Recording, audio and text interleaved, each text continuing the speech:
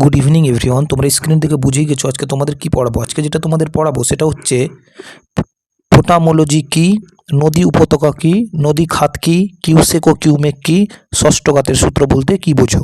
তাহলে আমরা প্রথমে জেনে নেব পোটামোলজি কি। নদী সংক্রান্ত বিজ্ঞান বা শাস্ত্রকে পোটামোলজি বলে, অর্থাৎ যে শাস্ত্র পড়ে আমরা নদী সংক্রান্ত সকল তথ্য জানতে পারি তাকেই বলা হয় পোটামোলজি। এবার আমরা জেনে নেব নদী উপত্যকা ও নদী খাত কি। নদীর উৎস থেকে মোহনা পর্যন্ত নদীর উভয় পাশের উচ্চভূমির মধ্যবর্তী নিচু গর্তকে নদী উপত্যকা বলে। এটা যদি নদী হয় তাহলে এই যে দুই দিকে যে উচ্চভূমি, এই উচ্চভূমিটাই হচ্ছে নদী উপত্যকা। এবার আমরা জেনে নেব নদী খাত কি। নদী উপত্যকার যে নির্দিষ্ট অংশ দিয়ে জল প্রবাহিত হয় তাকে নদী খাত বলে।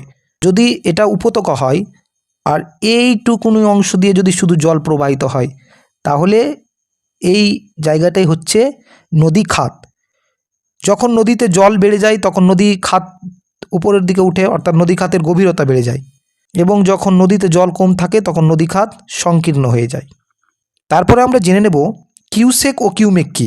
কিউসেক আর কিউমেক হচ্ছে নদীতে জলপ্রবাহ পরিমাণের একক। কোনো নদীতে একটি নির্দিষ্ট স্থান দিয়ে প্রতি সেকেন্ডে যত ঘনফুট জল প্রবাহিত হয় তাকে কিউসেক বা কিউবিক ফুট পার সেকেন্ড বলে।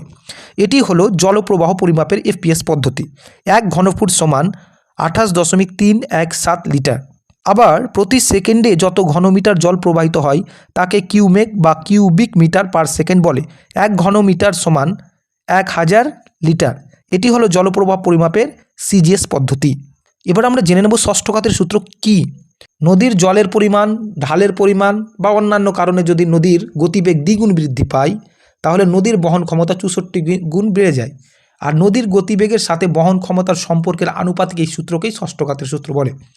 এই সূত্র আবিষ্কার করেন জি.কে. গিলবার্ট। এই সূত্রের ব্যাখ্যা দেন 1842 সালে ডব্লিউ হপকিন্স। ব্যাখ্যাটা হচ্ছে 64 সমান 2 গুণিত 2 গুণিত 2 গুণিত 2 গুণিত 2